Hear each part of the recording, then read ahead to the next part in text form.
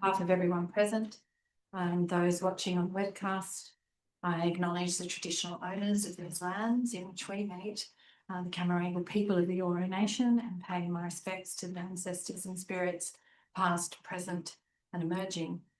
This public forum is being recorded and made publicly available on Council's website. Those present should refrain from making any defamatory statements. By attending the public forum, you are giving your consent to your image and voice being webcast. Councillors, council staff and members of the public must ensure that mobile phones are turned to silent during meetings of the council. Councillors who need to use their phone to text, talk or engage in social media activity must leave the chambers to do so. A person must not live stream or use an audio recorder, video camera, mobile phone or any other device to make a recording of the proceedings of a meeting of the council without the prior authorisation of the council. Councillors, as you know, we are under the new Code of Meeting Practice, which took effect on the 31st of December 2025. And as part of that, there is a code guidelines for the conduct of these public forums. A copy of the forum guideline has been given to each of the registered speakers. And so I will begin. We have one registered speaker on one item, which is item 10.6, North Sydney Olympic Pool, draft fees and charges, schedule 25 to 26. That person is Michael Bracker. I'd ask you to come forward to the lectern, Mr. Bracker, and to give your name and who you represent, and that you've read and understood the public forum guidelines. Thank you, Mayor. My name is Michael Bracker. I'm a resident residing in Broughton Street in Kirribilli. I'm speaking on the basis of being a private resident, and I fully understand and will comply with the requirements of the meeting. Thank you. Thank you, Mayor and councillors, for the opportunity to speak in a private capacity on this matter of great significance to our community. Like many residents, I'm deeply passionate about our new North Sydney Olympic Pool. We want it to stand as an iconic symbol that embodies the very best of North Sydney, and indeed all of Australia. According to the briefing papers before council, this facility will be more than just a municipal pool, and for $122 million, you'd certainly hope so. Disappointingly, the projected operating losses totalling over $9 million over the next decade does raise serious concern about the financial viability and operating approach. The suggestion in the paper from residents for a discounted fee for the special resident rate is not simply a well-intentioned gesture based on fairness. This reasonable request reflects a much deeper and more complex feeling amongst your constituents. The decisions by this council in the matter of the pool have transformed the once beautiful Lower Bradfield Park into a construction wasteland, have compromised your legislative responsibilities to maintain, renew, enhance community assets for both present and future generations, have compelled council to pursue substantial increases in rates from the community, and honestly generated interactions on this matter in this chamber, which have at times been aggressive, politicised and frankly unacceptable to many observers. Councillors, your community and your constituents are exhausted and disenfranchised and frankly embarrassed by the ongoing issues surrounding this project. The challenges experienced during the construction are being compounded by the anticipated ongoing financial losses. I urge you to reflect very deeply on the situation at hand. If a direct resident discount is not feasible, please consider implementing a proactive and positive resident incentive program. Such a program could help to rebalance the burden that your decisions have placed on your own North Sydney community. Taking this step would go a long way towards restoring confidence and rebuilding trust between council and its residents. Therefore, I respectfully request that council consider directing council executive to develop a proactive resident ratepayer incentive and recognition program, and an amendment be proposed to reflect this action in the motions under consideration tonight. Thank you. Thank you. Are there any questions of the speaker? I don't need to turn that on, do I? Oh, I do. You do only need to stand. To stand Miss and you need to Leota, be direct, succinct and about. I'm just asking to speak, Mayor. No, you can ask a question. That's Yeah, all. I'm just wanting to speak.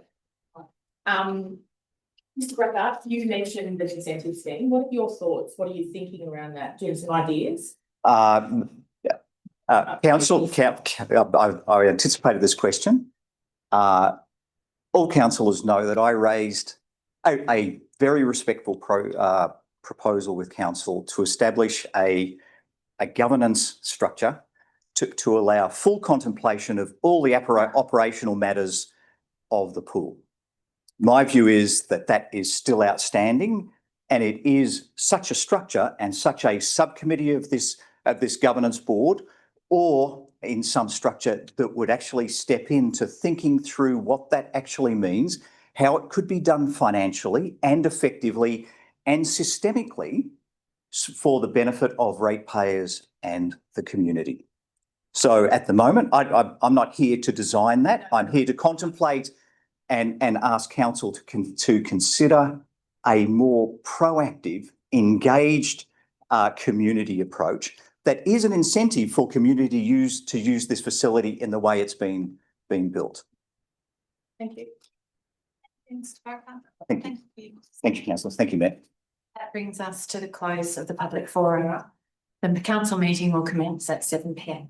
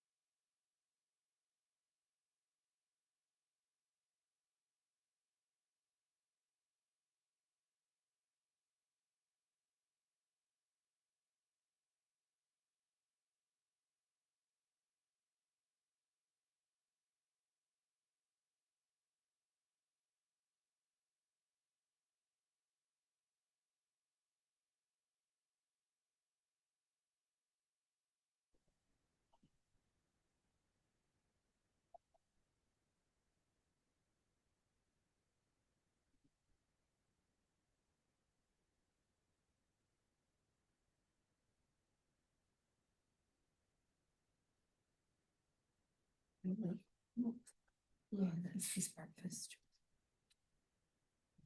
He's have to come from here.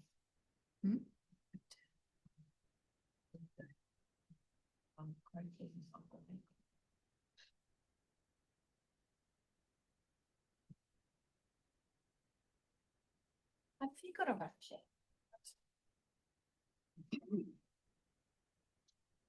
Seen it a couple of times besides that. Yeah.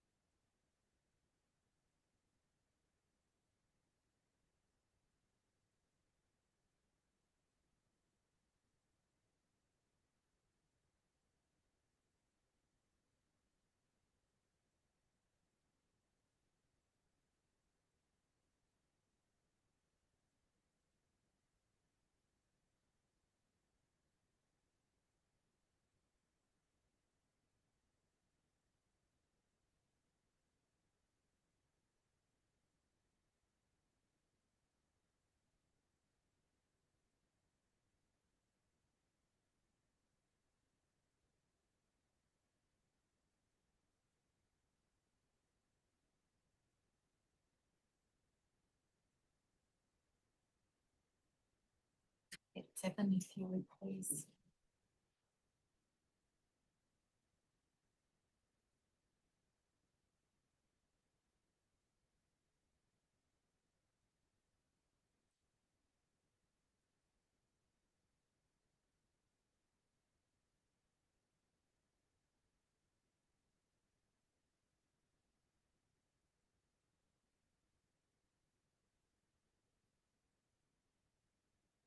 Recording in progress.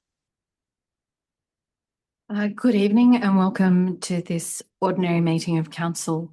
A special welcome to all councillors joining us in the chamber and to those who are joining us online. Before we begin, I'll call on Councillor Hoy to give the acknowledgement of country. On behalf of all present and those watching on webcast, I'd like to acknowledge the traditional owners of these lands in which we meet and to pay our respect to the ancestors and spirits past and present. Thank you. There are no apologies. Are there any disclosures of interest for items on the agenda? Councillor King. I have a disclosure of interest, not pecuniary, not significant, to Meryl Minute 1.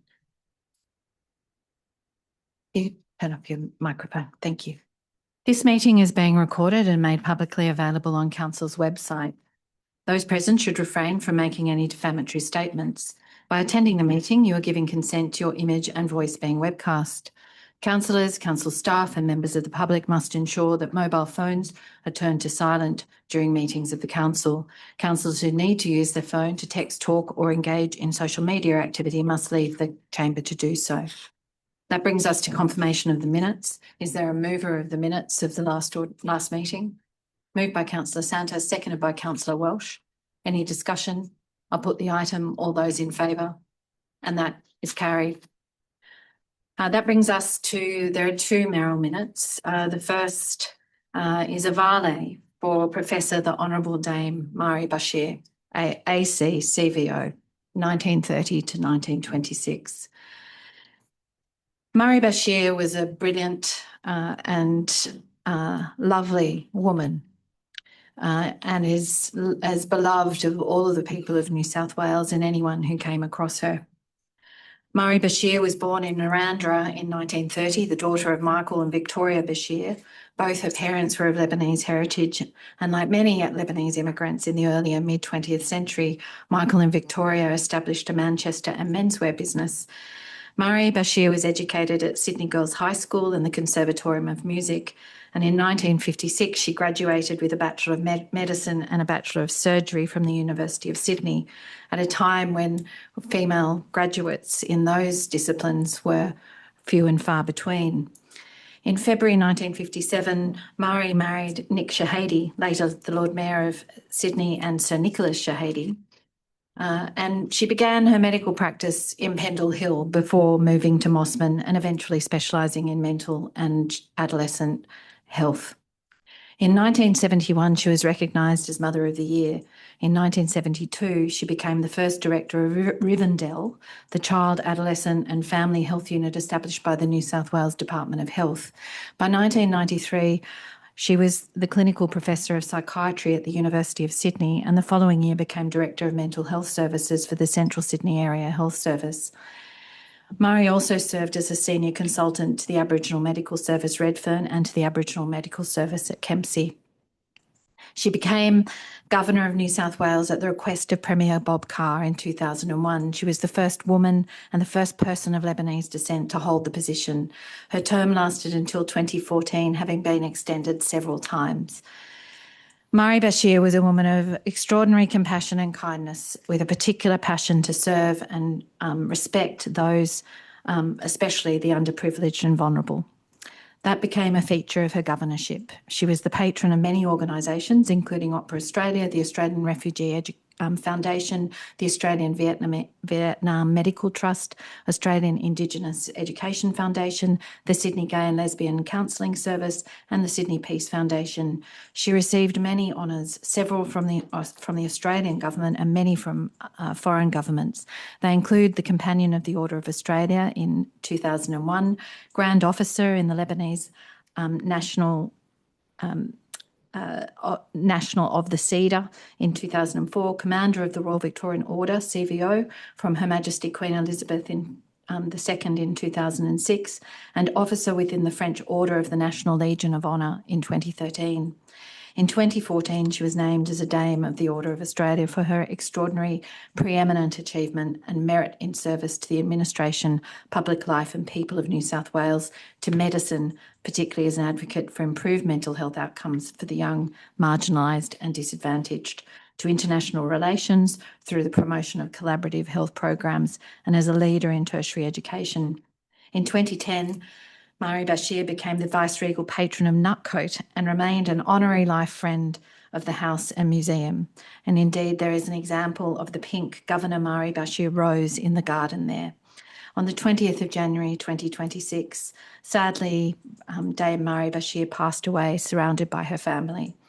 A state funeral was held last week on the 4th of February, and we say Vale Professor the Honourable Dame Mari Bashir, AC CVO. So I therefore recommend that Council write to Dame Murray Bashir's family, expressing sincere condolences and gratitude for her extraordinary public service and the affection in which she was held by the people of North Sydney. That Council commemorate Dame Murray Bashir's contribution by planting a tree with a commemorative plaque in a suitable location to be decided in consultation with Dame Murray Bashir's family. Are there any speakers? Councillor Carr. Thank you, Madam Mayor. I would like to share my own experience with Dame Murray Bashir, whose life and work touched so many in Australia and overseas. My first encounter with Dr. Bashir was during her tenure as Professor of Psychiatry at Sydney University. I remember being struck by her remarkable ability to make you feel at ease in her presence. She had a genuine warmth that dissolved any sense of formality and hierarchy. What impressed me the most during that first meeting was how she listened. She made me feel truly heard and understood. Over the years, I came across Dame Bashir at several international meetings where I witnessed her passionate advocacy for mental health awareness, particularly for children and vulnerable populations. Her message was always consistent, and her commitment to promoting mental health awareness and collaborative care was extraordinary. Throughout all this work, she remained steadfast in her belief in equality and equity for all. Having the privilege to witness her work firsthand, I learned invaluable lessons about quiet leadership. She showed me that leadership is not about position or title, it's about bringing people together and working towards a common vision. She had an extraordinary ability to unite diverse groups around shared goals. Through her actions, she demonstrated that being humble and being influential can exist side by side. She leaves behind a lifetime devoted to serving those in need, a meaningful, lasting legacy for which we can all be grateful. I support the recommendation. Thank you. Councillor Keane. I also support the recommendation. I just would like it noted that I did ask for the family to be formally invited to this tonight to hear the mayoral minute, and I was notified that it was not protocol.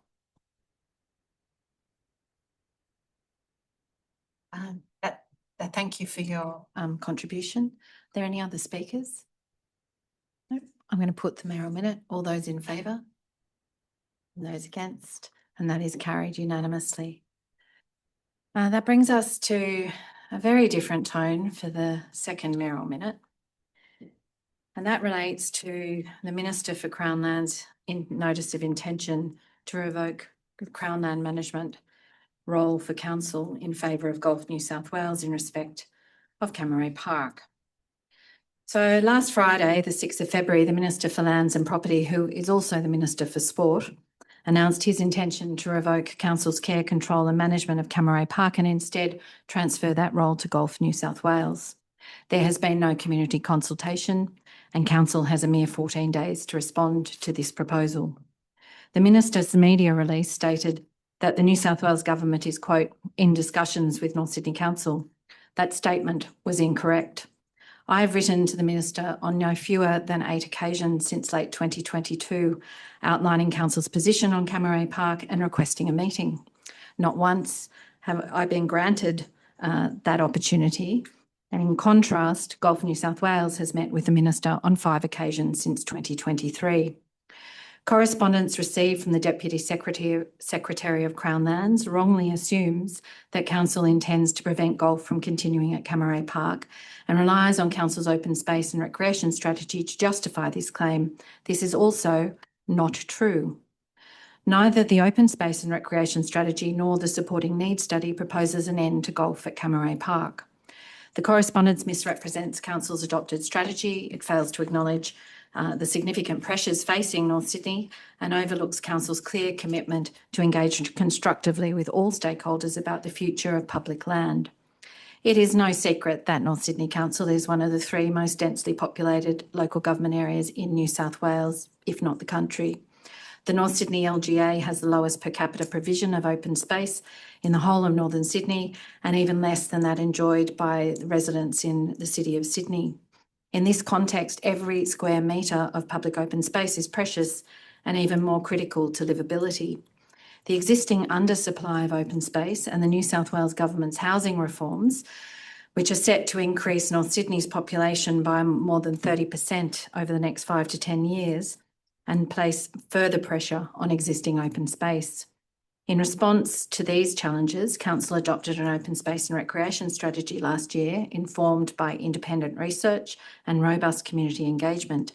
Actions within this strategy require Council to reconsider the ways it uses all of its public spaces and places to ensure that as our population grows, quality of life is not diminished.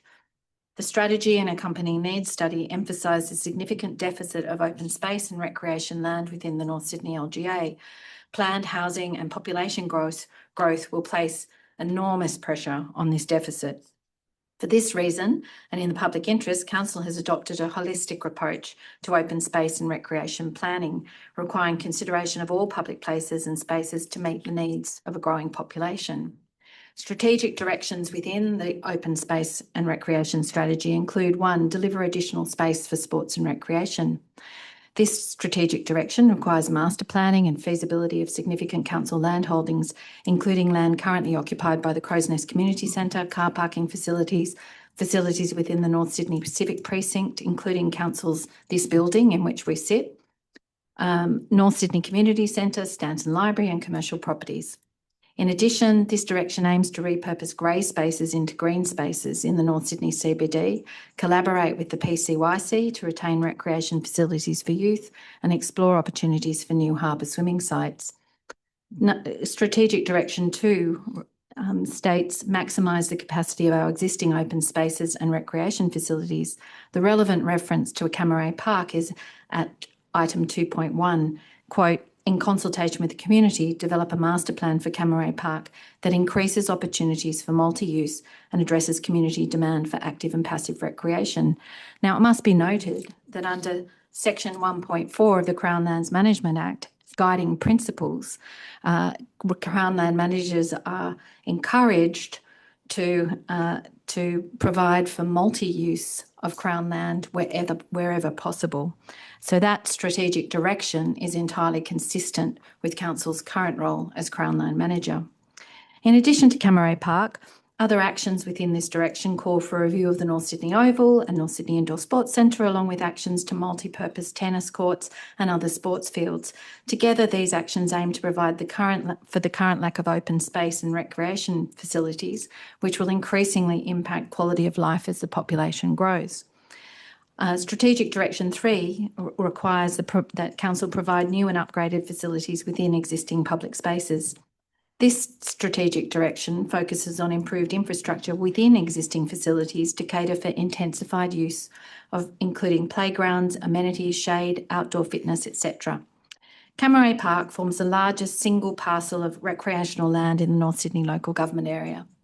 The Western Harbour Tunnel and Warringah Freeway upgrade projects resulted in the permanent loss of 3 hectares of the park and over 3,000 trees. What remains of the park public land is even more vital to the well-being of the North Sydney community.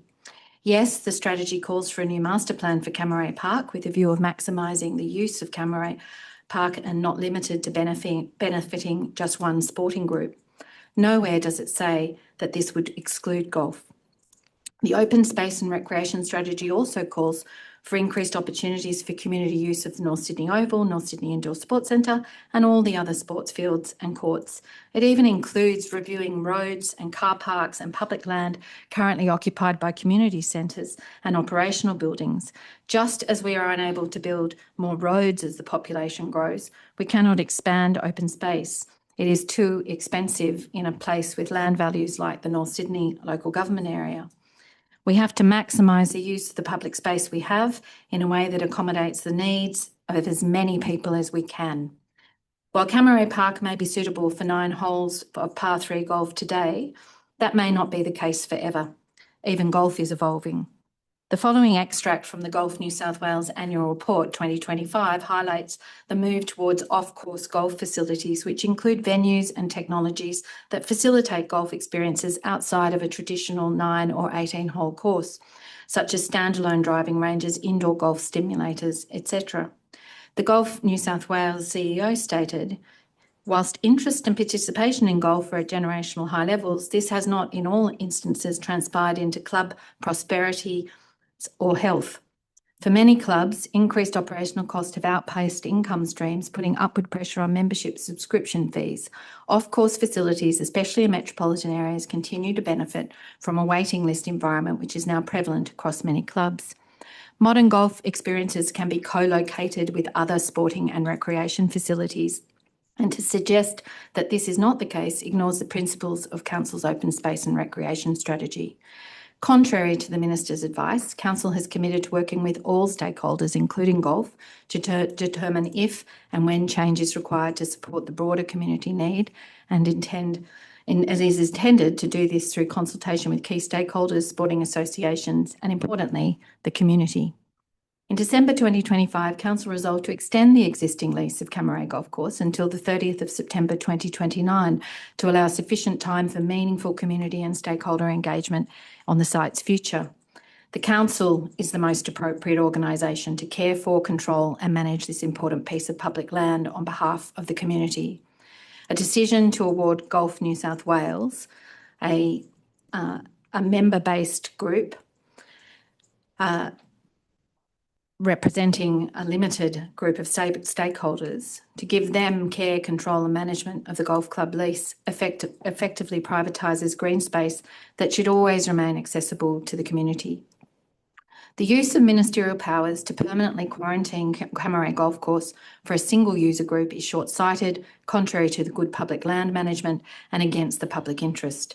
Any decision about Camaray Parklands must respond to the chronic shortage of open space in North Sydney and balance recreation, environmental and community needs. Any decision must follow through thorough and transparent community consultation.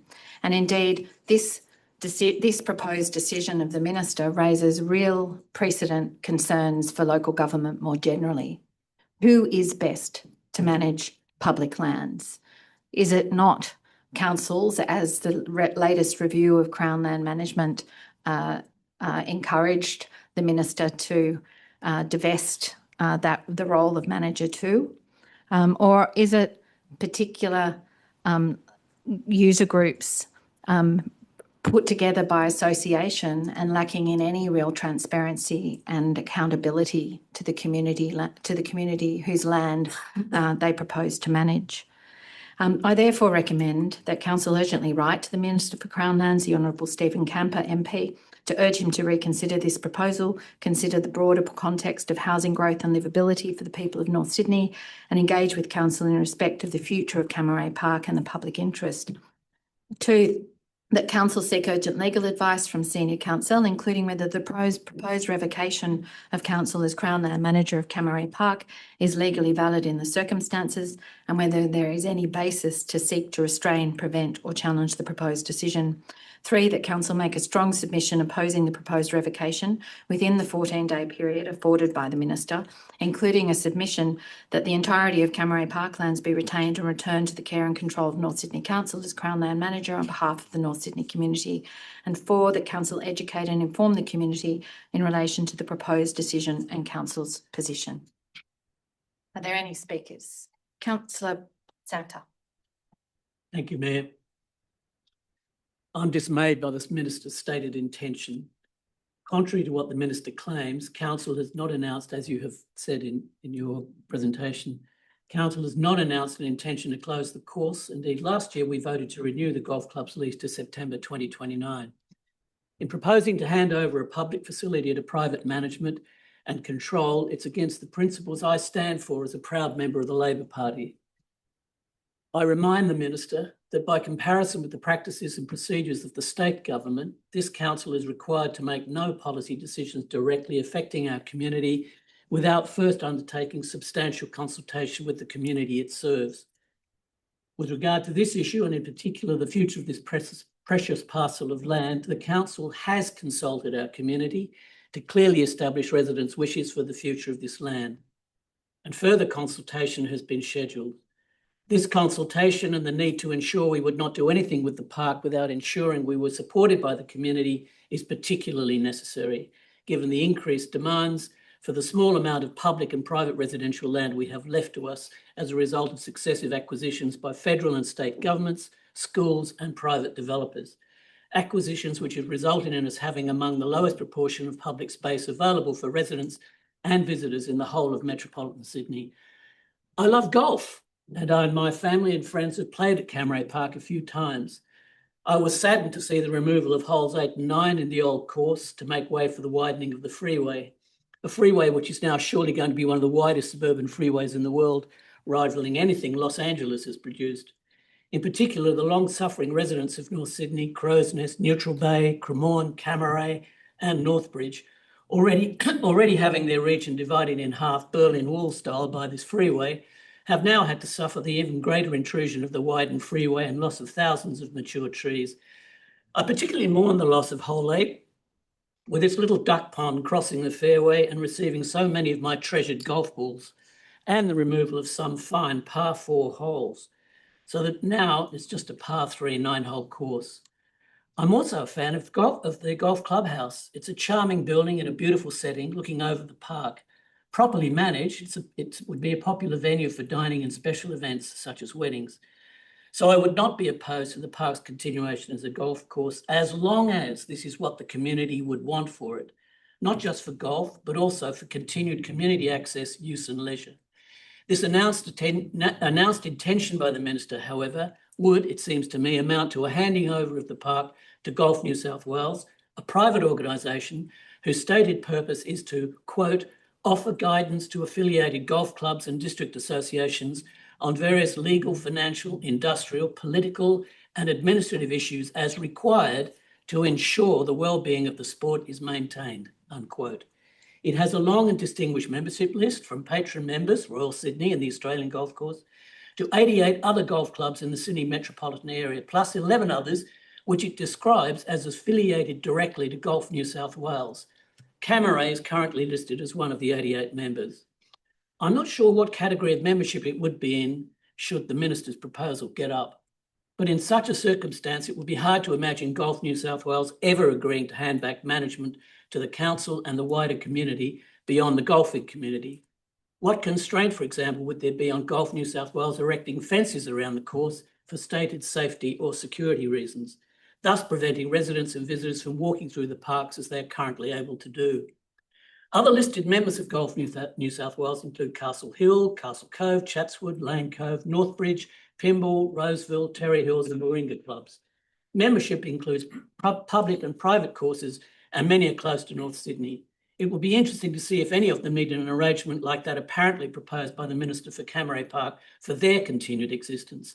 This question is particularly relevant when, as I've just stated, this council has voted for a continuation of the golf club's lease until September 2029, and it has not opposed retention of the golf course as an option in its consultation with the community on the future of the park. This announcement also seems to be in stark contrast to the government's announcement for Moore Park course, where half is to be converted to public open space, presumably because the government over there is concerned about the lack of public space in the Sydney LGA, even though Sydney has much more than North Sydney. This conversion, compared with the one proposed for North Sydney, is a glaring inconsistency in state government policy. For these reasons, I will be supporting the motion. Thank you. Very, Councillor King. Thank you. Councillors, I cannot support this motion. Cammeray Golf Club have for years been asking for an extension of their lease. Now, they did get that extension at the end of last year, but it's not long enough. Not long enough for their certainty to be operating. Golf is a very important part of our community, and I cannot support this proposed Merrill Minute. And I'm a little astounded that you were surprised. Our Labor councillors that sit around this table, how did you not know this was coming? Do you not have direct lines to ministers? So you're advocating here for your residents of North Sydney as Labor councillors. So I am very surprised that you did not know about this announcement. Thank you. Could you turn off your light? Thank you. Councillor Welsh. Thank you. Thank you, Madam Mayor. Yes. Well, the minister does not have the power to appoint or revoke a Crown Land Manager. That power is not unlimited. It must be exercised lawfully, fairly, and for the purpose Parliament intended. There are several serious legal risks with the proposed revocation of council as Crown Land Manager of Camaray Park. First, the law requires Crown Land to be managed in the public interest and for its intended purpose. If a revocation undermines that purpose or weakens community benefit, the decision may be unlawful. Second, council must be treated fairly. That means proper notice, a genuine opportunity to respond, and a process that is not rushed or predetermined. If the outcome was effectively decided before council was heard, that is a legal flaw. Third, the minister must consider key matters, including council's longstanding management role, its performance, and the impact on the community. Ignoring or sidelining these matters puts the decision at risk. Fourth, the power to revoke cannot be used for the wrong reason. If the real purpose is to make another outcome easier, such as transfer of control, rather than improving land management, that is not a lawful use of the power. Finally, even where power exists, a decision can still be struck down if it is unreasonable or the reasons do not support the outcome. For these reasons, seeking advice from senior counsel is not political or obstructive. It is responsible governance. I believe Councillor Carr and Councillor Keane, you didn't support our governance motion, so it might not matter, but governance is extremely important. It ensures council understands whether this decision is lawful and whether it should be challenged to protect land held for the public. I support the recommendation. Are there any other speakers? Councillor Holding. Thank you, Mayor. This stinks. In what political landscape are we living when a state minister, without any consultation to our council or community, can propose the transfer of substantial Crown lands to a public company, Gulf New South Wales? Crown lands belong to everyone, and a Labor minister is effectively seeking to privatise public land. Unfortunately, there's a huge amount of misinformation out there about this. Back in late 2020, the then Liberal state government swooped and took over Camaray Park and Golf Course for road widening, major toll tunnels and pollution. You know, all the good stuff. I was not elected back then, but I did campaign against this in the council elections of 2021. At the same time as the state took Crown land, some temporarily, most permanently, they brokered a further secret deal with Camaray Golf Club. The club are currently leaseholders and not the landlord. This clandestine deal saw the land and club course significantly changed and reduced. Thousands of trees were removed from the reserve and millions of dollars spent moving the lake and remodelling the course. There is a long and proud tradition of golf at Camaray, but if you look at who has carved it up at every opportunity since the 1960s, it's the state government, not North Sydney Council, from 18 holes to just 9 and par 3. Under the old course layout, dog walkers, cyclists, families with kids, joggers and picnickers could coexist with golfers and share in the green space. Now there is a bleak, sunken walkway between the tees and the new Western Harbour Tunnel buildings. It's a fenced off and ugly thoroughfare designed to eject pedestrians through the course and reserve as quickly as possible. It's not a shared space anymore, it's a thoroughfare. North Sydney Council and our community had no input or say in that design or outcome. In reality, the state government have controlled over a third of the land at Camaray since 2020, and now they are just coming for the rest. The promises of 2-for-1 tree replacement, that was them. Does it look to you like the tree cover has more than doubled? The current uncosted and unconsulted course design, that's them. How much did that course design cost? We just don't know. The soon-to-be gold unfiltered vent stack under construction is under construction to pump road pollutant into the air. That's also them. North Sydney Council and all of us continues to be bullied relentlessly on this. So if there are any investigative journalists left out there, I'd call on you. Who stands to gain from this transfer of land worth hundreds of millions of dollars? Why is the 2020 deal brokered directly with the golf club still under wraps? What were the costs? Is it the New South Wales government's role to unilaterally decide what sport residents of North Sydney should enjoy within their largest green space without undertaking a single piece of community engagement. If this proposed transfer does go ahead, what safeguards and accountability do we, North Sydney, have with Golf New South Wales, and what protections will be provided that the land won't further be carved up and deployed by a public company as they see fit?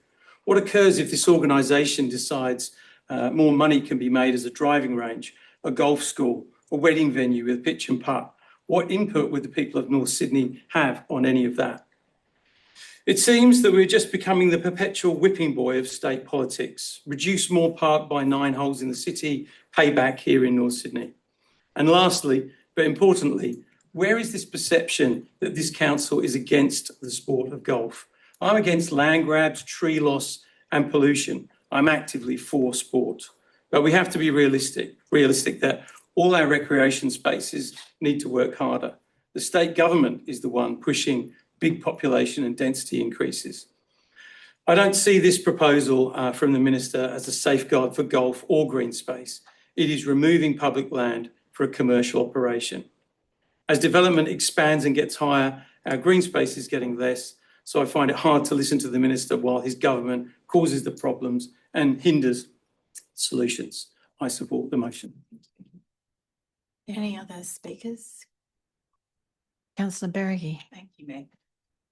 Yes, I support the mayoral minute and respectfully urge the Minister to not revoke Council's care and control management at Cammeray Park, nor to transfer that role to Golf New South Wales. Before I start, I do note that the Minister for Crown Lands is also the Minister for Golf. Sorry, the Minister for Sport. And I was actually going to say he's not the Minister for Golf, he's Minister for all sports.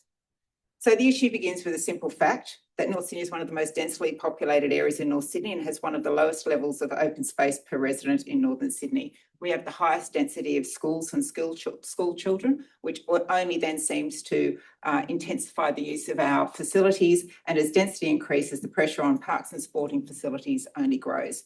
Every piece of public open space, small or large, must work harder to serve more people.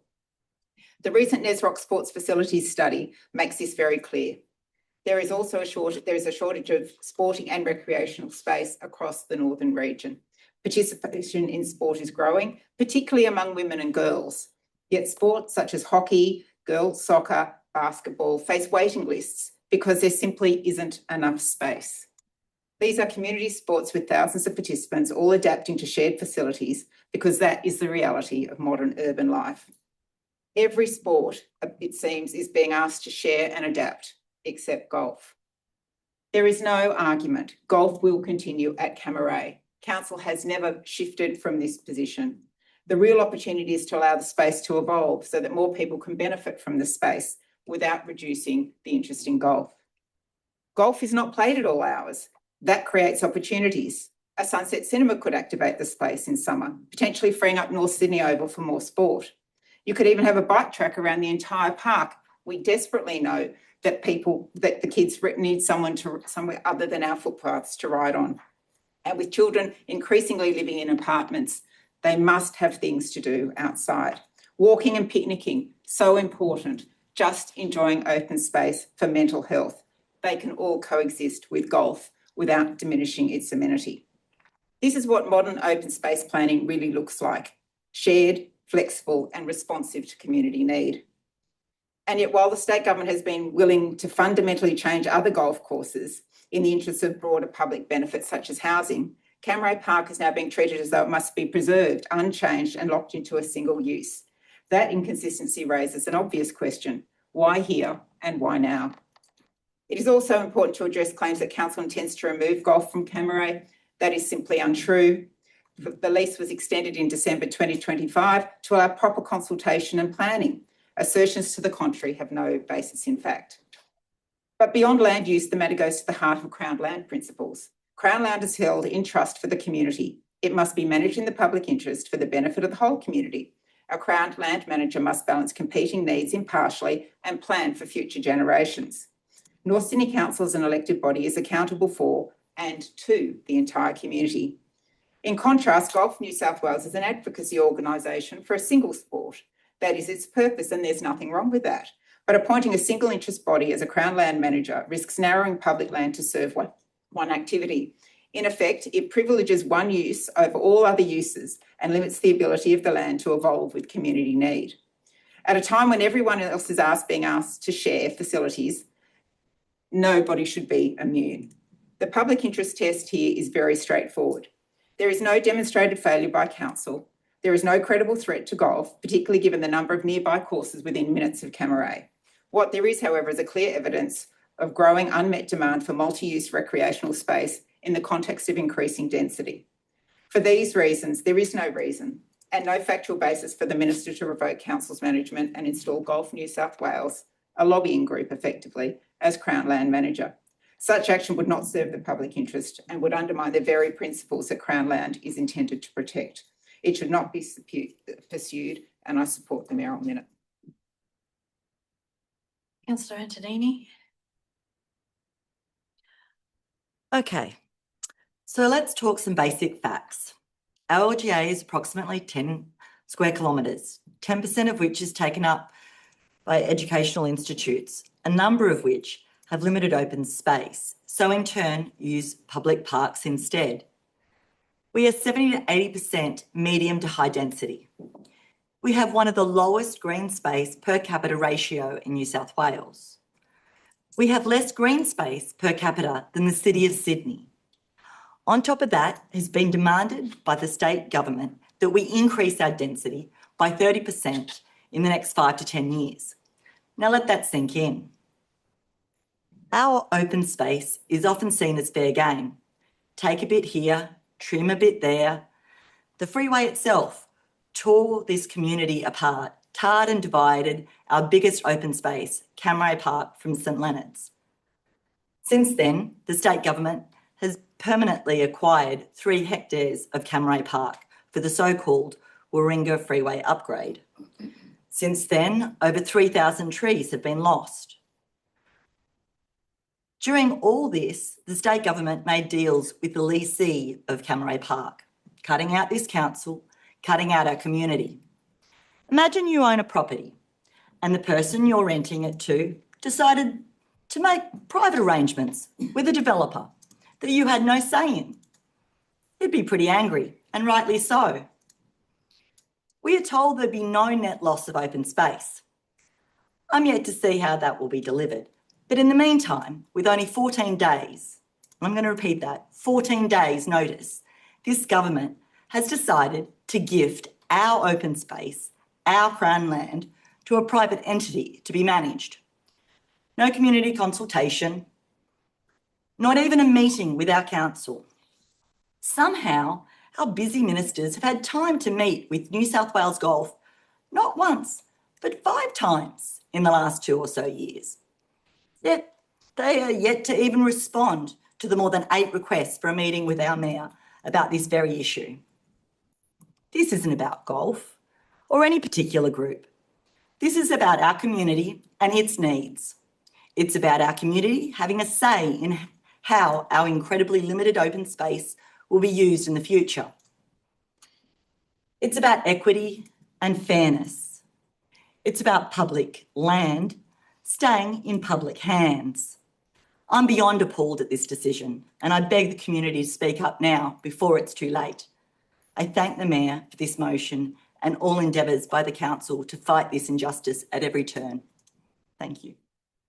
Could you turn off your... Are there any other speakers? If there are no other speakers, I'll put the mayoral minute. All those in favour and those against, and that is carried. So councillors, that takes us to the rest of the agenda. Are there any procedural motions for matters by exception? Councillor Beregi. Mayor, I'd like to propose that we move the following items on Globo. Item 9.1, the Traffic Committee minutes. Item 9.2. I'll just advise as Councillor Beregi goes through this list, if you wish to speak to a particular item, if you could let me know. So 9.1, the Traffic Committee minutes. Thank you, Mayor. 9.2, the Access and Inclusion Committee minutes. 10.1, matters outstanding to 8 December 2025. 10.2, the quarterly review. Okay, that's fine. 10.3, investment loans borrowings report. 10.4, the draft. 10.4, no. 10.5, the draft use of artificial intelligence policy. I know that's 10.6, had a speaker. That's all right. No, does someone wish to speak Yes, to the? Councillor Carr. Okay, yeah. 10.7, Me, 10.8. I think we'll leave 10.9. Thank you, Mayor. Okay, so the motion, the procedural motion is that items 9.1, 9.2, 10.1, 10.3, 10.5, 10.8 and 10.9 be adopted, that the recommendations in each of those reports be adopted and dealt with by exception. Is there a seconder for that procedural? Seconded by Councillor Holding. I'll put the procedural motion. All those in favour? And that is carried.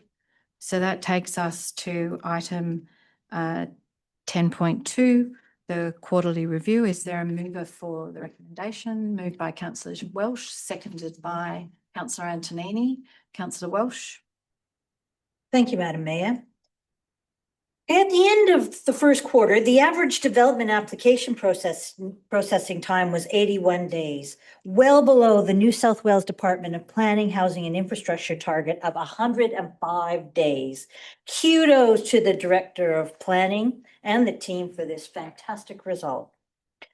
Okay, and then the goal to provide information on walking and cycleway paths on Council's website has resulted in a dedicated walking tracks feature in the spring-summer edition of North Sydney News. This will be turned into a permanent section on the website, and plans are also in place for communications on Council's cycleways. I know there's a great deal of advocacy going on for cycling superhighways and delivery of a safe cycling connection between St. Leonard's Park and the Sydney Harbour Bridge. And the bicycle parking trial is also in progress. And thank you to the council staff for this work. Okay, the goal of council was to collaborate and explore partnerships with government agencies and not-for-profits to raise awareness and advocate for action to address homelessness. Council partnered with local homelessness NGOs and neighboring councils in the Northern City Homelessness Network. 2 network meetings were attended and 6 joint site visits to rough sleepers were done. And 2 rough sleepers were giving housing. Convincing rough sleepers to move to permanent accommodation can be difficult for a myriad of reasons. Housing can change everything from improvements in mental and physical health to increased job prospects, because instead of surviving day to day on the streets, energy can be put into getting to the doctor, improving diet, and looking for employment. Well done, council staff. Supporting this kind of work is one of the reasons I wanted to be a councillor, supporting the most vulnerable in our community. And then first quarter visitors to Stanton Library have increased by 10,000 on the same period last year. Amazing Stanton Library staff. Well done. I support the recommendation. Councillor Carr, you indicated you wish to speak. Yes, thank you, Madam Mayor.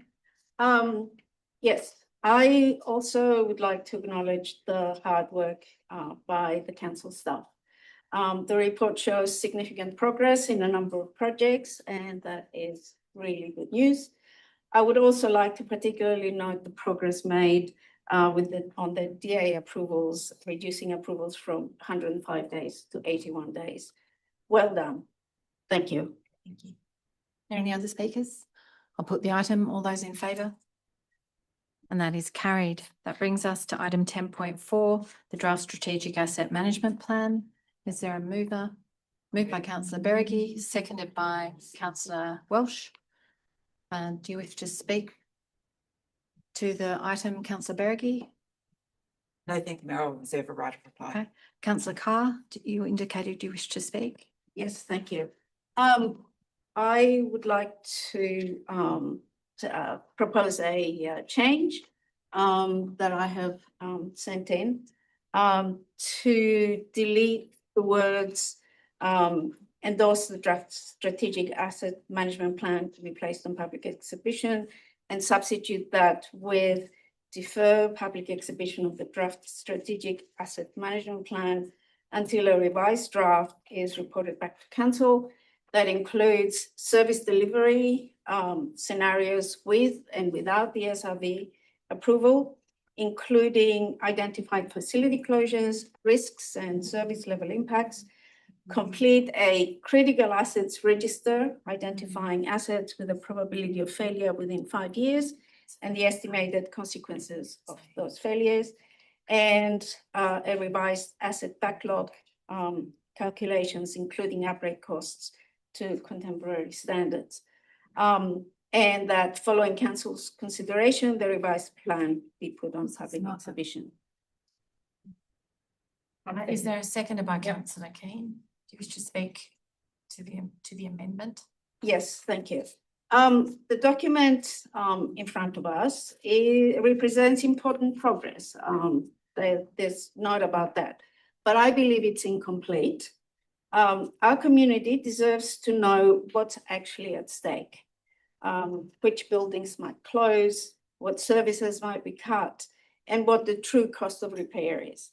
I understand that it's difficult to predict anything with certainty, but our community deserves to see the scenarios so they have the information to provide meaningful feedback and council can make informed decisions. I believe this is good governance, and that's why I'm suggesting that the document be revised and referred back to council. Thank you. Thank you. Councillor Keane. I'm extremely supportive of the amendment. Thank you, councillor Carr. My concerns with this document is the classification of assets at level 4 and 5, which was straight out of the SRV for $157 million. And as you're all aware, councillors, we're in IPART again, and it's not a certainty that you're going to get the rate rise. So hopefully IPART will see that using this as a measure with the SRV is not clear, not good. Yeah. Thank you. Are there any, could you turn off your microphone? Are you exercising your, you No, I'm just going to moved it? speak against the amendment. Oh, the amendment. Thank you. Thank you, Mayor. I'd just like to speak against the amendment. The report clearly gives two scenarios: if council is successful in its application and if council is unsuccessful in its application. The level of detail you're asking for is almost beyond what even is provided to council, let alone to the community. This is an exhibition. I'm surprised that you're going against putting anything out on public exhibition so that the community can have their say. And if there is a need for that, then I'm sure that people will make that in their submission. But to go to that level, if it is just really stopping the process of community consultation and engagement. And so I won't be supporting the amendment. Are there any other speakers again for or against the amendment? If not, I'm going to speak briefly against the amendment, which is that the draft plan is a strategic asset management plan. My view about the document, it is the best document that has ever been before this council in relation to the management of council assets. It is a step change, but it includes the very actions that you are purporting to have at this stage as part of that plan. And so I just think that this is about politics and deferral, and on that basis, I can't support it. Do you wish to have your right of reply, councillor Carr, for your amendment before I put the motion? Yes, please. Thank you. The amendment. Yes, there's no doubt that the document is a good document. I already said that. The challenge we have is that there is a lot of work that needs to be done to demonstrate to the community that we are really care for their response, that we really care for the community. It's a lot of work, I agree. However, we really need to be open with our community. Otherwise, we risk, again, that this council is not giving the information that people need, our community needs, and that I need in order to be able to make decisions and to have some meaningful feedback from our residents. So I believe it is important to revise the document, provide some more detail so that we have a much better community consultation. Thank you. I'll put the amendment. All those in favour of the amendment? Those against? And that is lost. We return to the motion. Thank you, Mayor. I'd like to speak to the motion. This is a fantastic document, and like the Mayor just alluded to, it's the most comprehensive document on asset management strategy that I have seen in the entire time that I have been on council.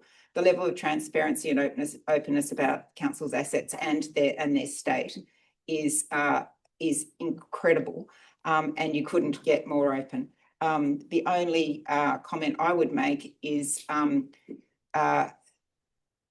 that it is unknown whether we get the whether the SRV is successful or not, but this has been addressed in the document, and I think everybody is aware that council has to be prepared for either decision or even something else. But we cannot stop from putting these things out on exhibition. I don't hear people in the community saying anything about needing more information or needing more transparency. What I do say is that they've never seen so much transparency, and where was it when the pool was being developed? Councillor Keane. Thank you. I'd just like to say, if this does go through, that the residents of North Sydney make sure they have their say. Read the document and go through it, and definitely have your say. Are there any other speakers? I'm going to briefly just speak in support of exhibition. Not only is it an excellent draft management plan, this idea of deferring and more work. Meanwhile, we have bus stops crumbling. We have reactive decisions that we're having to make about rocks falling out of retaining walls, and we're deferring we're robbing Peter to pay Paul, taking money out of the footpath budget to support it. We have to do this in a steady and careful way, and this has been done with a great deal of care and attention, and now it's time for our community to participate in this, to establish a proper level of governance of council's assets that has been sorely missing, and has led the previous councils into dreadful decisions that were made on behalf of the community that have left us in a position where we are seeking an SRV again. Councillor Beregi, do you wish to exercise the right of reply? No, thank you, Mayor. I'll put item all those in favour and those against, and that is carried. That brings us to item 10.6, North Sydney Olympic Pool draft fees and charges schedule. Is there a mover for a move by Councillor Beregi, seconded by Councillor Santa? Do you wish to speak to the exhibition? I will. Thank you, Mayor. Thank you to the council staff for a very comprehensive report. I think it's time now for the community to have their say on what the council staff, in the knowledge of everything that's going on, have analysed and put out on exhibition. To me, I think it seems a very reasonable proposal, and I won't be making any further comment till I see what the community have to say. Thank you. As Councillor Santa. Thank you, Mayor. And I would also like to add my appreciation to the staff for the comprehensive report that they've prepared, and for the fact that they've already canvassed all the issues. And now we're going to go out to public consultation on this, on a very reasonable proposal. So I've already seen some input from the community. Interestingly, from a website which is not usually very well disposed to this council, somewhere in the Kirribilli area, they came out unanimously in support of the reasonable charges that are being proposed, and I took great heart from that. Interestingly, that endorsement has now been removed from that website. The other thing is, my wife and I recently had a holiday in Singapore, and we went to see the fantastic infinity pool at in the Marina Quays area, and it cost us $25 Australian just to catch a lift to get up to the pool, let alone the cost of getting into the pool. And so I think that when you see that the view that you're going to get, that people are going to get from using our pool is 10 times better than the pool, the view that you get from the infinity pool in Singapore, I think that's good value. Thank you. Councillor King. Thanks, Madam Mayor. I'd just like to echo Mr Bracker's comments earlier this evening about an incentive program, some form of resident incentive program going forward. So when the residents are providing feedback, it's good to take into consideration some form of incentive that will encourage our residents to use the pool and also acknowledge the time that they've been without it. Any other speakers? Councillor Carr. Thank you, Madam Mayor. Personally, I'm disappointed to see in the report that there are no concessions, even for a short period of time, considered for residents of North Sydney, LGA, despite the fact that their rates have contributed to the pool redevelopment. I think, as Councillor Keane and our speaker earlier suggested, there should be some incentives given to the residents in North Sydney, and seriously consider some parking concession allowances for residents. Those residents who will be able to walk to the pool is not an issue, but there are quite a few residents who are using the pool who will need to drive. So take that into consideration as well. Thank you. Thank you. Then any other speakers? I'll put the item. All those in favour? And those against? And that is carried. That brings us to item 10.7, Traffic Matters, Spofford Street and Rangers Road, Cremorne. Is there a mover? Moved by Councillor Welsh, seconded by Councillor Beregi. Councillor Welsh, could I ask if you would take on an additional item for that council that council right to the Mayor of Mossman seeking a meeting to discuss progression of works to address pedestrian safety on Spofford Street and surrounding streets. And the reason I'm asking that is that I met with her in a different meeting today with the Roads Minister, and I raised this with her, and she is open to just such a meeting. Happily. Thank you, and you'll Happily. take that on. Okay, thank you, Madam Mayor. Okay, the traffic safety on Spofford Street along the border of North Sydney and Mosman has been a concern for many years. In fact, it's one of the first issues I raised with council as a new councillor. The intersections of Spofford and Holt, and Spofford and Rangers in particular, have seen numerous accidents and near misses, and the community has been raising these concerns for a long time.